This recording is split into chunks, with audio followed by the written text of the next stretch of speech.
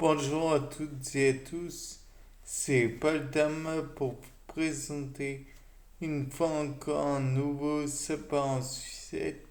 Et aujourd'hui, je me suis demandé un petit truc. Donc, il peut y avoir une influence de certains bactéries, virus et j'en passe sur les fibres nerveuses. Bon, de là, on peut se dire peut-être que les virus peuvent détruire les nerfs.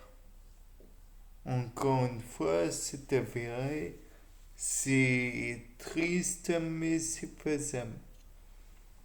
Donc, je me suis dit que peut-être que le virus il pouvait détruire non pas le nerf, mais le muscle en le bombardant par un de neuromédiateurs inhibiteurs, dans le sens où si le muscle reste inactif trop longtemps, alors il commence à perdre en volume. On parle d'amaigrissement musculaire, je crois, ou enfin, on perd de la masse musculaire en ne faisant pas travailler le muscle. Néanmoins, si on a la volonté, mais que le reste du corps ne suit pas, dans le sens où par exemple, vous avez un gros handicap physique, peut-être est-il envisageable que le muscle perde du volume sans que vous le vouliez, sans que vous en ayez conscience, douleur ou que sais-je encore.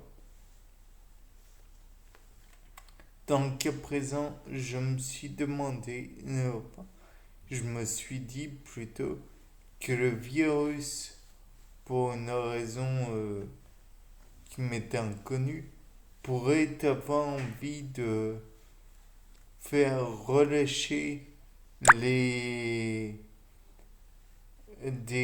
comment dire des neuromédiateurs comme l'acide gamma-aminobutyrique.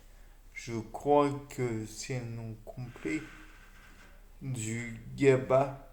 Et donc, peut-être est-ce que le muscle en lui-même maigrirait par la suite, puisque continuellement inactif, euh, continuellement relâché, continuellement, enfin bref, vous comprenez, inactif quoi.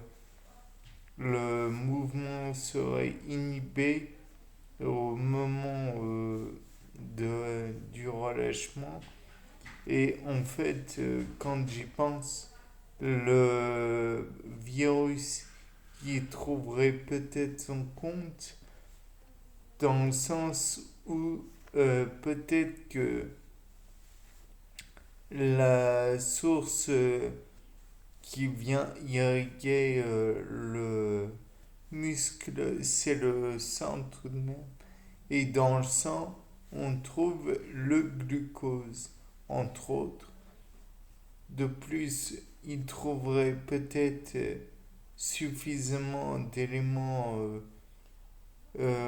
nucléiques dans le sens ADN, dans le sens, dans tous les sens en fait, et permettrait donc la production de divers autres virus, peut-être de faire faire reproduire, se faire reproduire, j'ai du mal, et peut-être même pourrait-il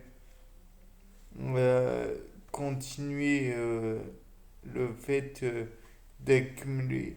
Et peut-être même pourrait-il inhiber comment dire, les mécanismes de recapture du GABA pour que celui-ci s'accumule et finisse même par encombrer l'espace synaptique et empêche à terme de correctement fonctionner.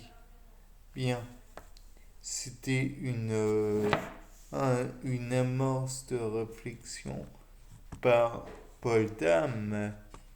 Bien, c'était tout pour ce sapin en sucette. Au revoir.